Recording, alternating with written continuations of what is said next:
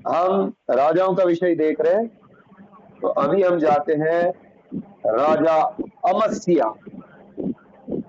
राजा अमस्या, पिछली बार हमने योआश को देखा था। ये योआश, योआश का बेटा है हेलो। अमस्या। हाँ जी। हेलो। हाँ हाँ सुरेंद्र भाई। हाँ सर, जैसे अब ये अभ्यास जो चालू है इससे पहले मेरी सिस्टर लखनऊ बहुत सीरियस है, एडमिट है। इसलिए आप सब दुआ करें उनके लिए ताकि उनका ब्लड की व्यवस्था हो जाए और जी ऑपरेशन जी, हो जाए सही। जरूर जरूर जरूर। ये सुरेंद्र भाई इसलिए के आप सब बहन सीरियस है, उनके लिए प्रार्थना करना। जी मेडिकल कॉलेज है एडमिट। जी जी। आइए हम जाते हैं दूसरा राजा। दूसरा चौदह, राजा। 14 उसका 1 से 22। दूसरा राजा।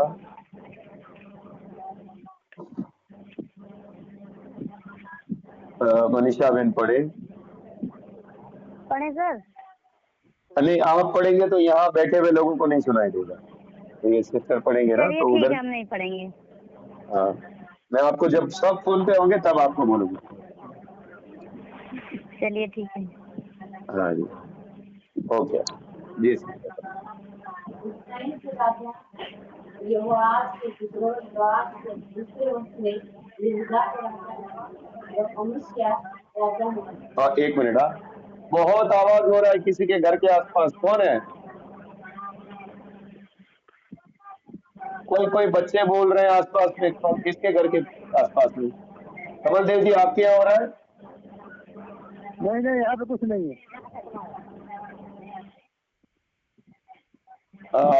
आपको म्यूट करने आता है सरिता जी आपका मोबाइल? हमारा मोबाइल हमारे पास में है सर, यहाँ आवाज नहीं आ रहा है। म्यूट करने आता है आपको? जी सर। म्यूट करके देखिए एक बार। MUT लिखा होगा उधर।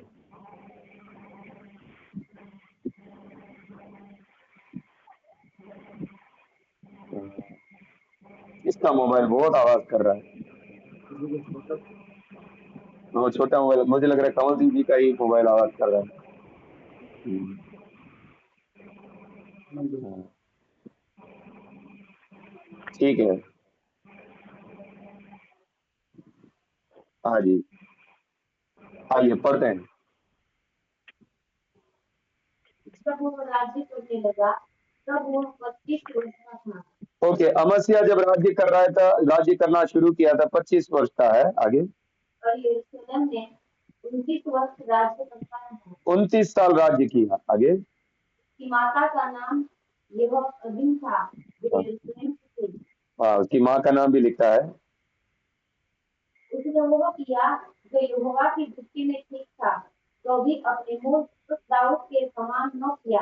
हाँ, प्रभु की नजर में जो ठीक था वही उसने किया, तो अच्छी बात लिखी है उसके बारे में। लेकिन असल में वो पूर्ण हृदय से नहीं चला था, वो आगे हम देखेंगे। हाँ आगे। उसने भी अपने पिता योआश जैसे काम किए। हाँ, मतलब अच्छे काम भी किए थे उसने, जैसे योआश ने किए थे। उसके पिता ने मंदिर बनवाना चाहा था, और जो भी अच्छे काम उसने किए थे, ऐसे ही उसने, उसके बेटे ने भी किए, अमस्या ने। आगे। उसके दिनों में उससे स्थान गिराए न गए, लोग तब भी उन पर बलि चढ़ाते और धूप जलाते रहे। ऊंचे स्थान नहीं गिराए गए थे। आगे। जब राज्य उसके हाथ में सिद्ध हो गया तब उसने अपने उन कर्मचारियों को मृत्यु दंड दिया जिन्होंने उसके पिता राजा को मार डाला था। हाँ, उसके पिताजी के साथ धोखा हुआ था। राजमहल में ही काम करने वालों ने उसके बाप को मारा था, तो वो लोग जीवित थे। तो जब तक इसका राज्य दृढ़ नहीं हुआ तब तक वो कुछ नहीं बोला, लेकिन जब वो उसका राज्य दृढ़ हुआ तो उसको मार डाला। आगे।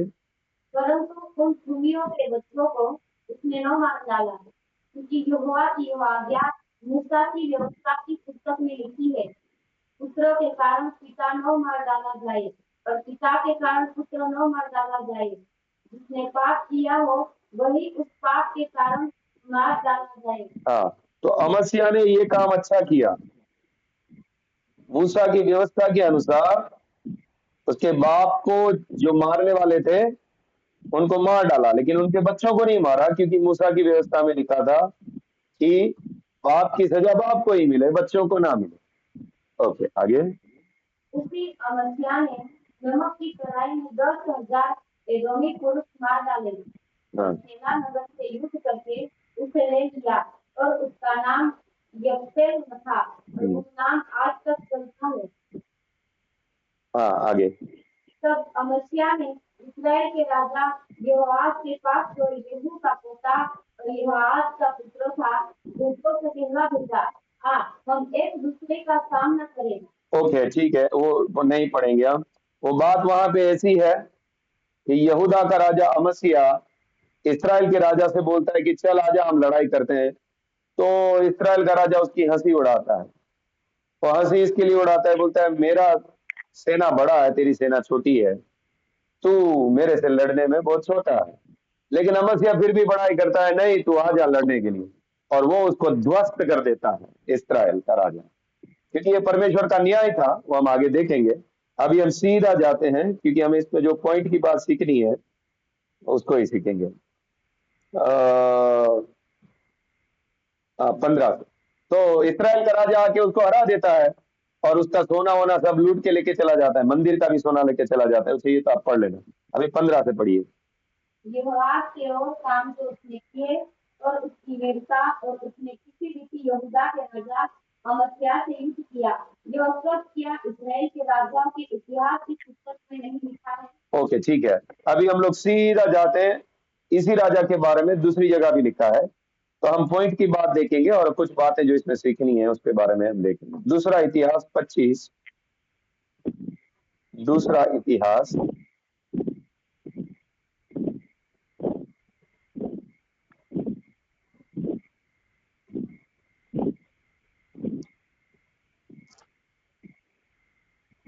उसका 25 का मैं बोलूंगा वही पढ़े ताकि समय बच जाएगा।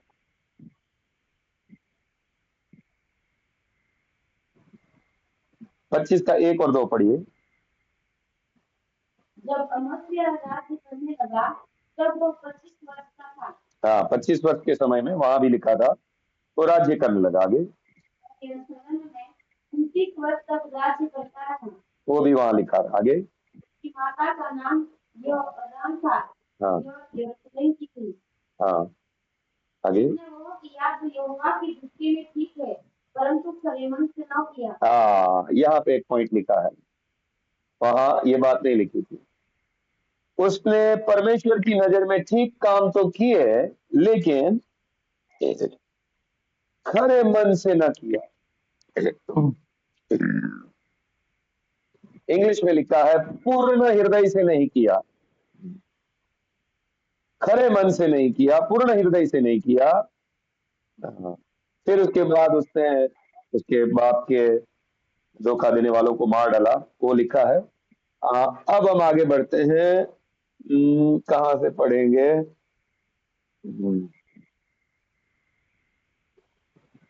हाँ, 5 से पढ़िए अभी आगे। वो क्या क्या अच्छे काम किया उसने? अच्छा क्या क्या था? पहली बात उसने जो अच्छा किया, वो मूसा की व्यवस्था का पालन किया। उनके बाप के हथियारों को ही मारा, उनके बच्चों को नहीं मारा। वो प्रभु की नजर में ठीक था। फिर अभी और कुछ भी ठीक करेगा वो।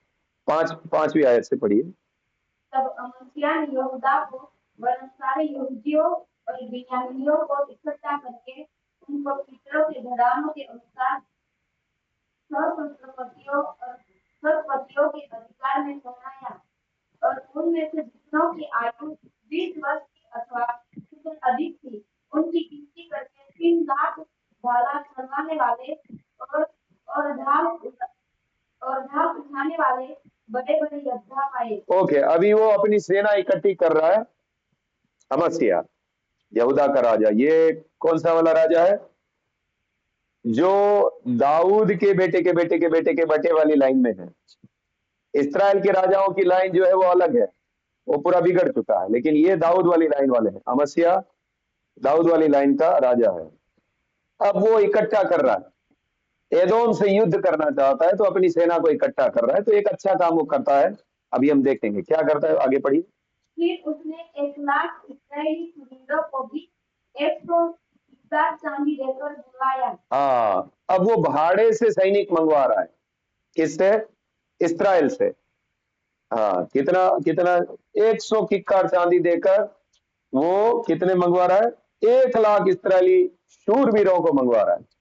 लेकिन उसको परमेश्वर का एक दास सलाह देता है कि ये तो गलत कर रहा है, क्योंकि वो लोग परमेश्वर के भय में चलने वाले लोग नहीं है, तो तू इन सैनिकों को लेके मत जा। देखिए आगे पढ़ते हैं हम। परंतु परमेश्वर के एक जन ने उसके पास आकर कहा, हे राजा, इस्राएल की सेना तेरे साथ जाने न पाए, क्योंकि यहोवा इस्राएल अर्थात एप्रैम की समस्त संतान के संग नहीं रहता।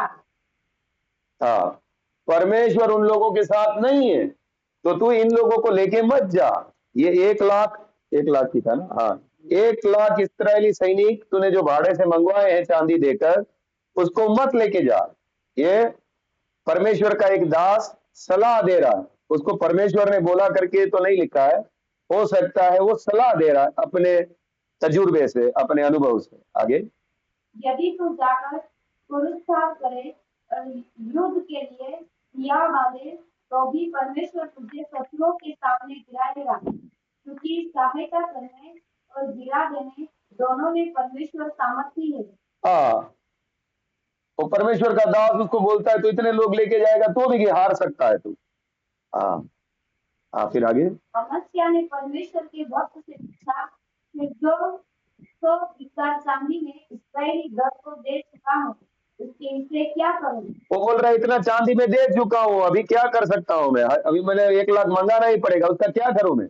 हाँ, फिर परमेश्वर के भक्त ने उत्तर दिया, यहोवा तुझे इससे भी बहुत अधिक दे सकता है। वो छोड़ दे, चांदी गया तो जाने दे, परमेश्वर तुझे और दे सकता है।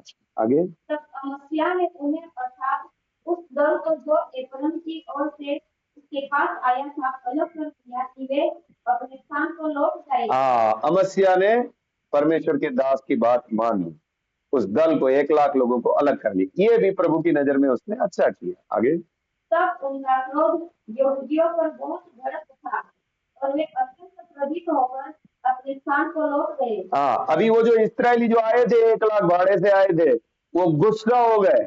अब वो लोगों को मार डालेंगे, 3,000 लोगों को वो नगर में घुसकर। हाँ, कि हमको बुला के वापस क्यों भेजा, ऐसा करके वो लोग गुस्सा हो जाएंगे। आगे, परंतु अमस्या दिया बांधकर अपने लोगों को ले चला और नमक की कड़ाई में जाकर 10,000 सैनिकों को मार डाला। हाँ, अभी परमेश्वर उसको जीत दिलाता है। ये एदोमी लोगों को 10,000 लोगों को मार डालता है। हाँ, आगे, यहूदी 10,000 को बंदी बनाकर चट्टान की चोटी पर ले गए और चट्टान की चोटी पर से गिरा दिया और वे सब चूर चूर हो गए। 10,000 लोगों को उसने मार डाला। तो ऊपर से ऊंचे पहाड़ से खाई पे गिरा दिया 10,000 लोग। इतना बड़ा भीड़ होगी, 10,000 बोलेंगे तो। हाँ, भीड़। परंतु उस दल के पुरुष जिसे अमस्या ने लौटा दिया कि वे उसके साथ युद्ध करने को न जाए, समरोन से बेथोरोन तक यहूदा के सब नगरों पर टूट पड़े और उनके 3,000 निवासी मार डाले हाँ, और ये बहुत लूट ले गए। हाँ, लूट कर भी लेकर गए। वो जो 1 लाख को वापस भेजा था, वो 3,000 लोगों को भी मार डाला और बहुत सारी लूट लेकर भी चले गए, दुष्टता करके चले गए। आगे, जब अमस्या एदोमियों का संहार करके लौट आया, तब उसने तेबियों के देवताओं को ले आकर अपने देवता करके खड़ा किया और उन्हीं के सामने दंडवत करने और उन्हीं के लिए धूप जलाने लगा। ये हो गया उसके लिए ठोकर का कारण। अभी एदोमी लोगों को मार डालने के लिए कौन बात कर रहा है? फोन में बात ना करे कोई, कौन है? हाँ,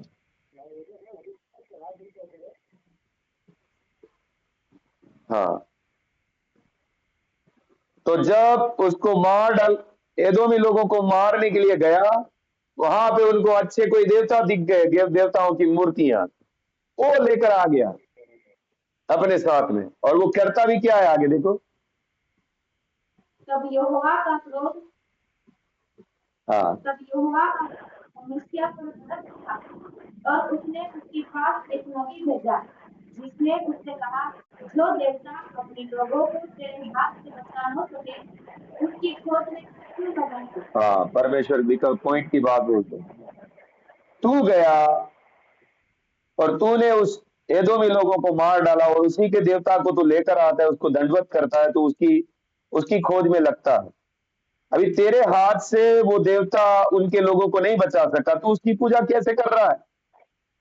अभी आगे वह उससे कह ही रहा था कि उसने उससे पूछा, क्या हमने तुझे राजमंत्री बना दिया है? चुप रह, क्या तू मरना चाहता है? परमेश्वर के नबी को बोल रहा है, क्या मैंने तुझे मंत्री बनाया, तेरे से सलाह मांगी है? चुप रहे, नहीं तो मार डालूंगा। हाँ, आगे। तब वह नबी यह कहकर चुप हो गया, मुझे मालूम है कि परमेश्वर ने तेरा नाश करना मान लिया है, क्योंकि तूने ऐसा किया है और मेरी सम्मति नहीं मानी। हाँ, वो नबी बोलकर जा रहा है, परमेश्वर तेरा नाश करना ठान लिया है, तूने मेरी बात नहीं सुना। हाँ, हाँ। अब हम देखते हैं, इसराइल के विरुद्ध युद्ध होता है, उसमें वो हार जाता है। हाँ जी।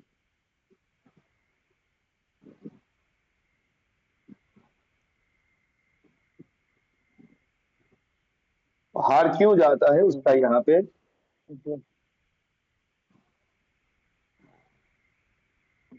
हाँ देखिए 20वां वचन से पढ़िए। अभी बात क्या हो जाती है इसराइल और यहूदा के बीच में? समस्या कौन बात कर रहा है? कौन है? दर्शन जी जरा देखिए, ये तो बड़ा बदतमीजी जैसा हो रहा है। अभी फोन में जुड़े वचन सीखने के लिए और बात कर रहे हैं।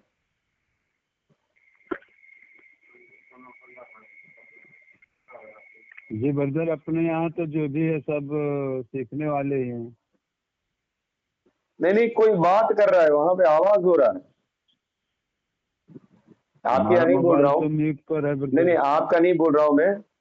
ये कमल देव जी का हो सकता है या किसी और का हो सकता है, आसपास में कुछ आवाज हो रहा है, तो क्योंकि वो ही एक म्यूट नहीं कर कमल देव पाते हैं। भाई, कमल देव भाई का तो आवाज ही नहीं आ रहा। नहीं, क्योंकि वो एक ही म्यूट नहीं कर पाते हैं, बाकी सब तो म्यूट कर देते हैं, तो वहीं से आने का आशंका हो सकता है हमको। शायद उनका फोन कट गया, उनका फोन गया। हाँ देखो, अभी आवाज बंद हो गया। तो अभी आप उनको ना थोड़ा बातचीत कर लीजिए, अगर दूसरा कोई फोन से जुड़ सके तो जुड़िए, ये फोन में मत बोलिए, क्योंकि दूसरों को तकलीफ हो जाएगी, जी डिस्टर्ब हो जाएगा, वो पूरा मीटिंग खराब हो जाएगा। हाँ जी, ओके। तो अभी बात क्या हो जाती है, इस्राएली अमस्या इस्राएली राजा को बोलता है मेरे साथ युद्ध कर, और वो उसको बोलता है तू मेरे सामने बच्चा है, तेरे से युद्ध क्यों करूं? लेकिन वो जबरदस्ती करता है कि युद्ध कर, लेकिन ये परमेश्वर की ओर से था, क्योंकि उसने एदोमी के देवता के सामने दंडवत किया था, तो परमेश्वर उसका न्याय करने वाला है। तो देखिए 20वां वचन से हमको मालूम पड़ता है। परंतु अमस्या ने न माना। यह तो परमेश्वर की ओर से हुआ कि वह उन्हें उनके शत्रुओं के हाथ कर दे, क्योंकि वे एदोम के देवताओं की खोज में लग गए थे। यहाँ पे कारण लिखा है, अमस्या नहीं मान रहे, नहीं तू युद्ध कर ही मेरे साथ, और ये परमेश्वर की ओर से हुआ कि उनको दुश्मन के हाथ में कर दे। हाँ, आगे। तब इस्राएल के राजा यहोआश ने सुलह की और उसने और यहूदा के राजा अमस्या ने यहूदा देश के बेत बेत शेमेश में एक दूसरे का सामना किया। ओके, सामना किया और हम देखते हैं उसको हरा भी दिया।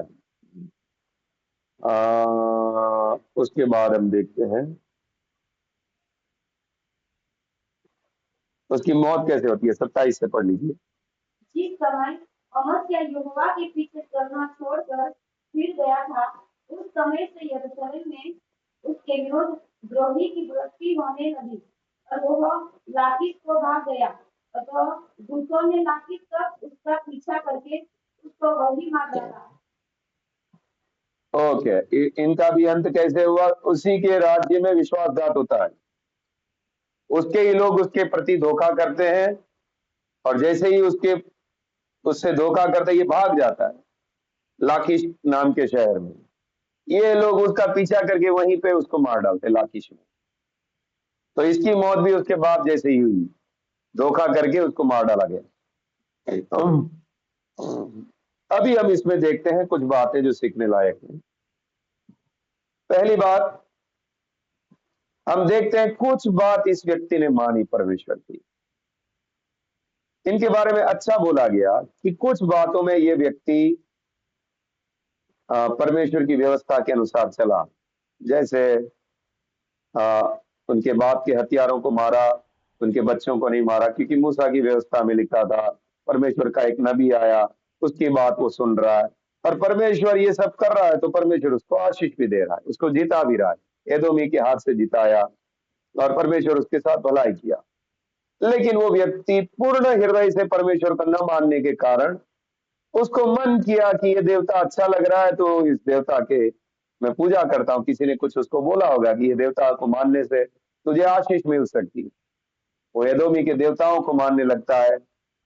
गलती कैसी है?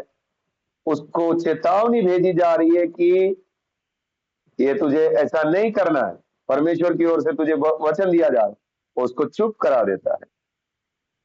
और हम देखते हैं इसका भी अंत कैसा होता है। उसके उसके साथ भी विश्वासघात होता है और उसके ही लोग उसको मार डालते हैं।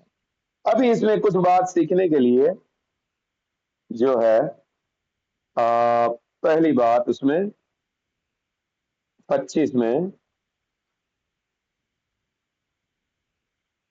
25 का 4 पढ़ लीजिए और फिर उसको हम देखते हैं आगे। परंतु उसने उनके बच्चों को न मारा, क्योंकि उसने यहोवा की उस आज्ञा के अनुसार किया जो मूसा की व्यवस्था की पुस्तक में लिखी है। पुत्र के कारण पिता न मार डाला जाए और न पिता के कारण पुत्र मार डाला जाए। जिसने पाप किया हो वही उस पाप के कारण मार डाला जाए।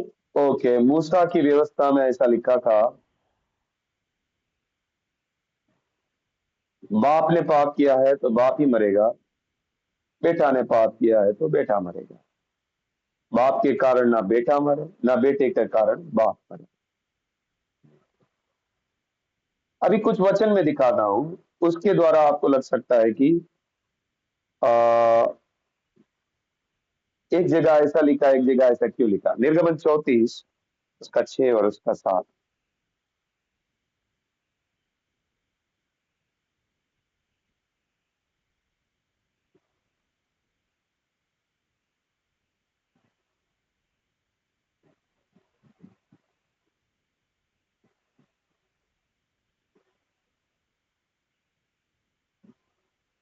पढ़ेंगे।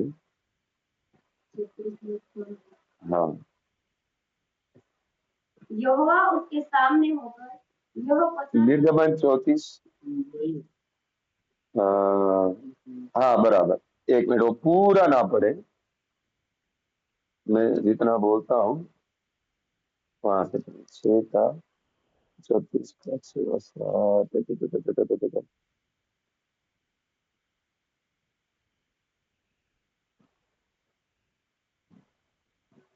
7 पढ़िए। हजारों पीढ़ियों तक निरंतर करुणा करने वाला और धर्म और अपराध और पाप का क्षमा करने वाला है। परंतु दोषी को वो किसी प्रकार निर्दोष न ठहराएगा। वो पितरों के अधर्म का दंड उनके बेटों वरन पोतों और परपोतों को भी देने वाला है। यहाँ पे लेकिन ऐसा क्यों लिखा है फिर? मूसा की व्यवस्था में लिखा था बाप का दंड बेटे को नहीं मिलेगा, बेटे का दंड बाप को नहीं मिलेगा। लेकिन यहाँ पे क्या लिखा है?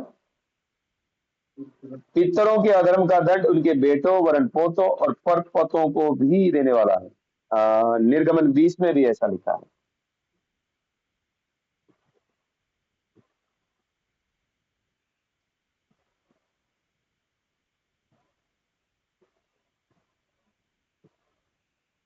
बीस का 5 पढ़िए। तो उनको दंडवंत न करना। अभी ये मूर्ति पूजा को लेके बात है। हाँ, मूर्तियों के सामने दंडवत ना करना। आगे।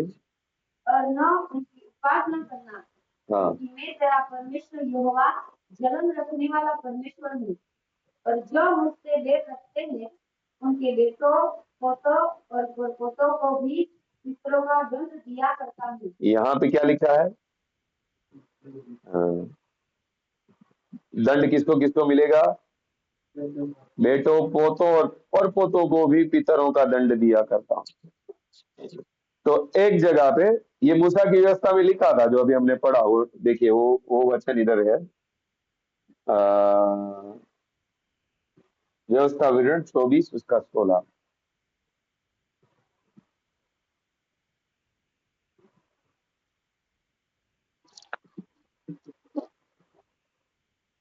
पुत्र के कारण पिता न मार डाला जाए, और न पिता के कारण पुत्र मार डाला जाए। जिसने पाप किया हो वही उस पाप के कारण मार डाला जाए। ओके, तो अभी एक जगह लिखा है कि बाप का दंड बाप ही भोगेगा, जिसने पाप किया है वही मरेगा। और एक जगह लिखा है कि आ, वो दंड बेटों, पोतों और परपोतों को भी मिलेगा। तो इसके पीछे क्या बात है? पहली बात, जो व्यवस्था विवरण अभी 24-16 में पढ़ा, वो कोर्ट की बात है। हाँ, कोर्ट की बात है का मतलब, अगर सेवक ब्रदर ने कोई पाप किया है, उसको कोर्ट में खड़ा किया जाएगा। परमेश्वर की व्यवस्था को तोड़ा है, उसको कोर्ट में खड़ा किया जाएगा। तो उस कोर्ट में सजा सिर्फ जिसने पाप किया है उसी को मिलेगी। ठीक है। और अभी जो निर्गमन 34 में और निर्गमन 20 में जो बात लिखी है, दंड बेटों, पोतों और परपोतों को भी दिया जाएगा, उसका बात क्या है? उसका बात यह है कि अगर आप मूर्ति पूजा करोगे, आप मुझे छोड़कर मूर्तियों की पूजा करोगे, तो मेरा दंड आपके ऊपर तो आएगा। आप जब मूर्ति पूजा करोगे तो आपके द्वारा आपके बच्चे भी मूर्ति पूजा सीखेंगे, और जो दंड आपको मिला जब वो पाप कर रहे हैं आपको देखकर, तो वो दंड उसको भी भुगतना पड़ेगा, और उसका पोते को भी भुगतना पड़ेगा। क्योंकि एक बच्चा जिस परिवार में पैदा होता है, उनके माँ बाप जो कुछ कर रहे हैं उसी को वो फॉलो करेगा। हम गाय को माता क्यों मानते हैं? क्योंकि हमारे माँ बाप मानते हैं। अगर हम अमेरिका में पैदा हुए होते तो हम गाय को माता नहीं मानते थे, क्योंकि हमारे माँ बाप नहीं मानते थे। तो इसी प्रकार परमेश्वर दंड क्यों दे रहा है उन लोगों को? क्योंकि तुम अगर कोई चीज फॉलो कर रहे हो जो पाप है, वही चीज तुम्हारे बेटे भी फॉलो करेंगे, वही चीज वो करेंगे, और दंड तुमको भी मिलेगा, उनको भी मिलेगा, क्योंकि वो भी पाप कर रहे हैं, मूर्ति पूजा कर रहे हैं। और ये ऐसा एक गहरा बात है, इसको वापस निकालना एक परिवार में से एक बहुत तकलीफ वाली बात हो जाती है। एक मूर्ति पूजा से निकालना बोलेंगे तो बहुत तकलीफ की बात। आप जरा सोच लीजिए, आप अगर किसी को बोले अभी कि भाई राम भगवान नहीं है, हैं? तहलका मच जाएगा। जबकि ये सच्चाई है, राम भगवान नहीं है, परमेश्वर एक ही है, आकाश और पृथ्वी का राजा एक ही है, यीशु मसीह है। लेकिन ये बात कोई स्वीकार नहीं करेगा। क्यों? उनको सिखाया गया है, उनको बचपन से ये बातें मन में डाली गई है, उनकी श्रद्धा है, उनके लिए वो लोग क्या क्या कर रहे हैं। दंड किसकी वजह से भुगत रहे हैं? हाँ, क्योंकि उन्होंने उनके मन के अंदर ये बातें भर दी है। अब वो उसको भी वही दंड भुगतना पड़ेगा। हाँ, तो जी जो शुरू करेगा वहां से ये शुरू हो जाएगा। हाँ जी। तो यहाँ पे ये बात है, ये जो निर्गमन 34 में और 20 में जो लिखा है दंड, वो कोर्ट का दंड नहीं है, कोर्ट में खड़ा करके दिया जाने वाला सजा नहीं है। लेकिन जो व्यवस्था विवरण में और जो अमस्या राजा ने जो सजा की बात की, वो कोर्ट की सजा है। एक बाप ने खून किया तो उसी को उस खून की सजा मिलेगी, बेटे को नहीं मिलेगी कोर्ट में, वो बात थी। और वहां पे वो तुम्हारे बच्चे तुम जो कर रहे हो वो फॉलो करेंगे, और वही दंड वो भी भोगेंगे जो तुमने भोगा था। हैं? हाँ, ओके। देखिए यह जिकेल 18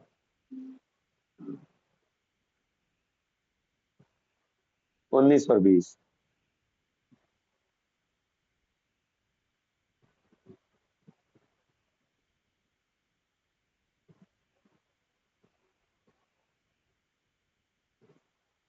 तो भी तुम लोग कहते हो क्यों? क्या पुत्र पिता के अधर्म का भार नहीं उठाता? जब पुत्रों ने न्याय और धर्म के काम किए हो और मेरी सब विधियों का पालन कर उन पर चला हो, तो वो जीवित ही रहेगा। हाँ, यहाँ पे क्लियरली लिखा हुआ है कि एक बाप अगर मूर्ति पूजा कर रहा है या अन्याय कर रहा है या पाप कर रहा है, लेकिन उसका बेटा परमेश्वर की वचन का पालन कर रहा है, तो वो जीवित रहेगा, उसके ऊपर दंड नहीं आएगा। आगे, जो प्राणी पाप करे वही मरेगा, न तो पुत्र पिता के अधर्म का भार उठाएगा और न पिता पुत्र का। धर्मी को अपनी धर्म का फल और दुष्ट को अपनी दुष्टता का फल मिलेगा। हाँ, सीधी सी बात, जो गलत करेगा उसको सजा मिलेगी। अगर कोई मूर्ति पूजा छोड़कर परमेश्वर के वचनों का पालन करता है तो उसको दंड नहीं मिलेगा। ओके, तो यहाँ पे ये बात क्लियर हो गया। कुछ जगहों पे जो निर्गमन 34 और 20 में लिखा है कि वो दंड बेटों पोतों परपोतों को भी जाएगा, वो किस बारे में है, और यहाँ पे जो व्यवस्था में लिखा है वो दंड किस बारे में। ओके, मैं समझता हूँ ये क्लियर हो गया। दूसरी एक बात वहां पे लिखी थी, अमस्या की जो एक गलती थी, वो अच्छा राजा था लेकिन वो पूर्ण हृदय से परमेश्वर के पीछे नहीं चला, वो खरे मन से परमेश्वर के पीछे नहीं चला। हम लोगों का, मैं आपको बोल रहा हूं, हम लोग खतरे में हो जाएंगे अगर हम लोग ने पूर्ण मन से परमेश्वर का पीछा नहीं किया है, तो हम भटक सकते हैं अमस्या की तरह। अमस्या जैसा हम लोग में से कोई भी हो सकता है। अगर हम पूर्ण हृदय से उसके पीछे नहीं चल रहे हैं तो कोई भी चीज हमको बहका के लेके जा सकती है। कुछ वचन देखते हैं। पहला इतिहास 29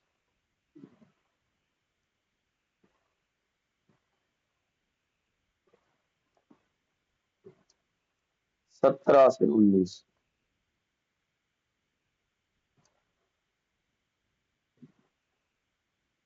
29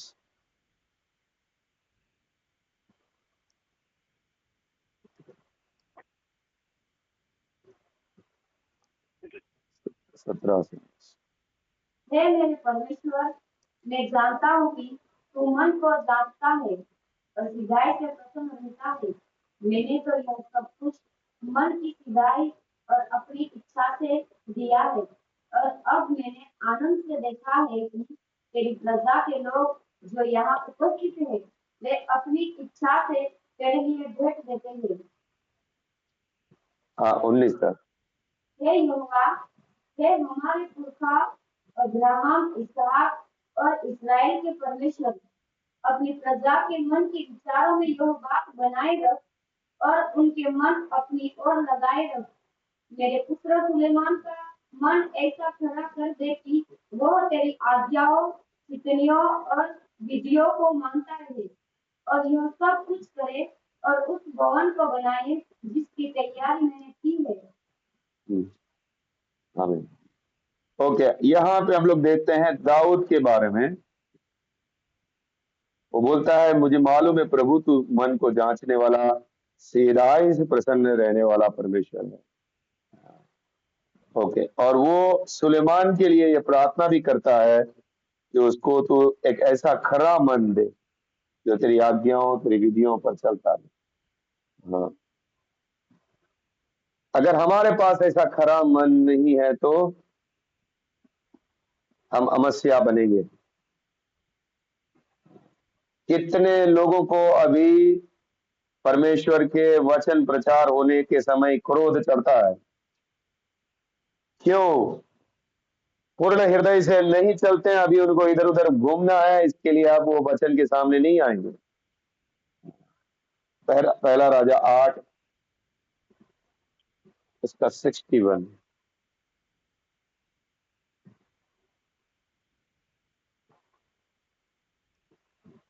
आठ का 61।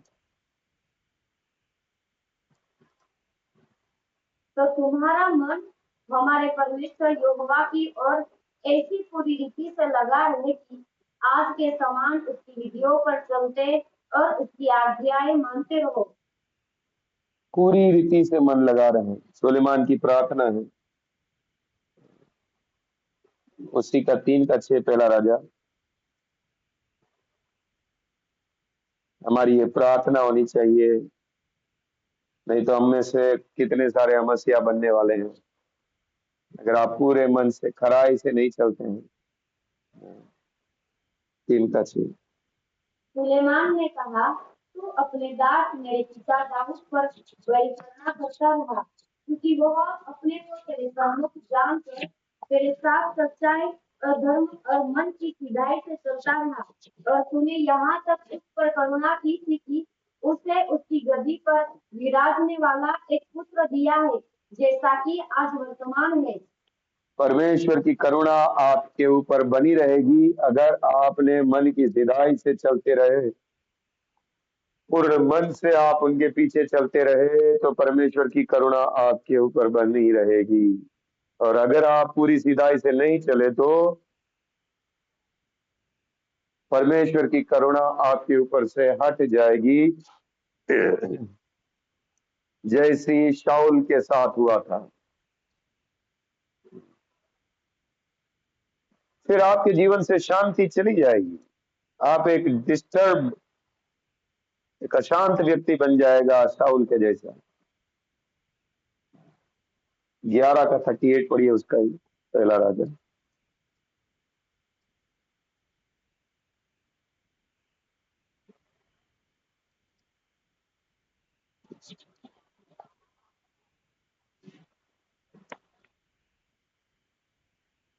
और यदि तू मेरे दास दाऊद के समान मेरी सब आज्ञाएं माने और मेरे मार्ग पर चले और जो काम मेरी दृष्टि में ठीक है वही करे और मेरी विधियां और आज्ञाएं मानता रहे, तो मैं तेरे संग रहूंगा।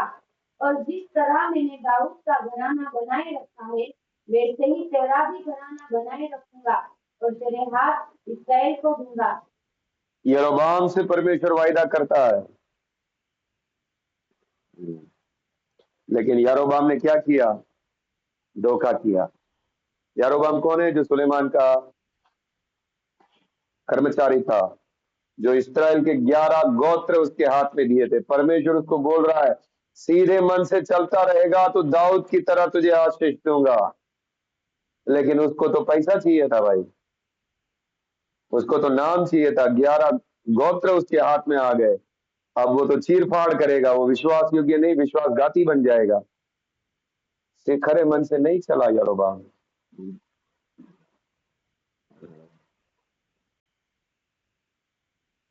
परमेश्वर चाहता है हम पूर्ण मन से परमेश्वर के पीछे चले, खराई से परमेश्वर के पीछे चले।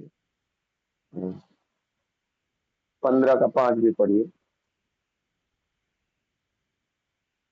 यारोबाम के लिए कितनी बड़ी आशीष हो जाती है अगर वो ईमानदारी से चलता, तो वो पूरा इस्राएल बर्बाद हो गया यारोबाम की वजह से। 11 गोत्र उसके हाथ में दिए थे, क्योंकि सुलेमान ने पाप किया। उसके बाद परमेश्वर ने रहुबियाम के हाथ से छीनकर 11 गोत्र उसके हाथ में दे दिए। रहुबियाम भी मूर्ख व्यक्ति था।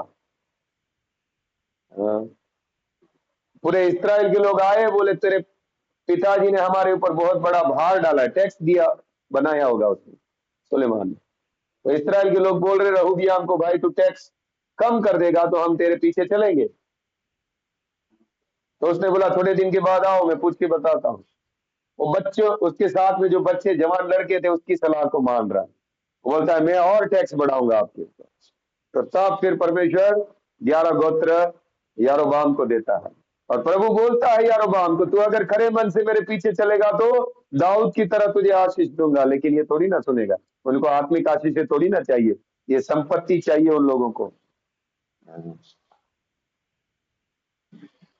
और बर्बाद कर दिया, खुद बर्बाद हो गया। परमेश्वर ने ऐसा श्राप दिया, इसे ऐसा न्याय किया यारोबाम का, खरा इसे नहीं चला वो। 15 का 5 पढ़िए।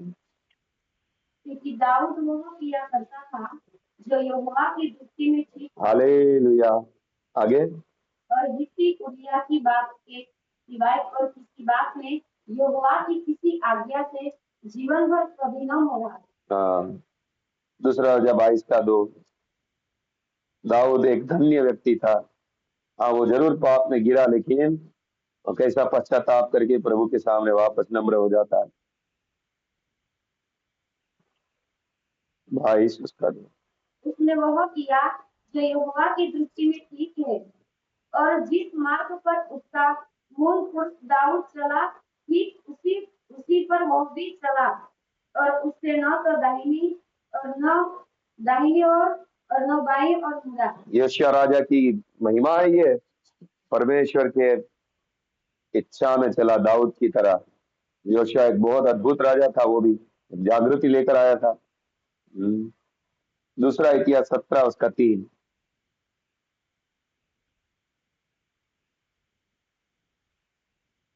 उस पर असुर के राजा नहीं, दूसरा इतिहास 17:3।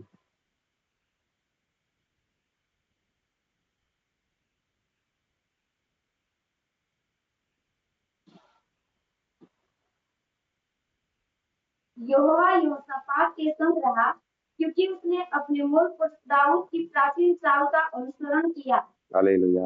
और बाल देवताओं की खोज में न लगा। उसने दाऊद का अनुसरण किया, और इसके लिए यहोशापात के साथ भी परमेश्वर रहा। यहोशापात, योशिया, दाऊद, हमें 3 लोग देखे, ये विश्वास योग्य थे, खरे मन से परमेश्वर के पीछे चले थे, और परमेश्वर उनके संग संग रहा। आप खरे मन से नहीं चलेंगे, अब परमेश्वर की करुणा हट जाएगी, परमेश्वर का न्याय पड़ेगा। आप खरे मन से चलेंगे, वो आपके संग रहेगा, उसकी करुणा आपके ऊपर बनी रहेगी, उसकी आशीषें आपके जीवन में दिखेगी। तो हम अमस्या ना बने, हम ना सुलेमान बने, हम ना यारोबाम बने, हम दाऊद जैसा बने, योशिया जैसा बने, हम यहोशापात जैसा बने, जो खरे मन से, पूर्ण मन से, दाएं बाएं मुड़ना नहीं चाहते हैं, उसके पीछे चलना चाहते हैं, पूरे खरे मन से उसके पीछे चलना चाहते हैं। हमको कुछ मिले ना मिले, हमें प्रभु चाहिए। ठीक है, प्रभु आपका आशीष दे। कोई भी एक व्यक्ति आकर प्रार्थना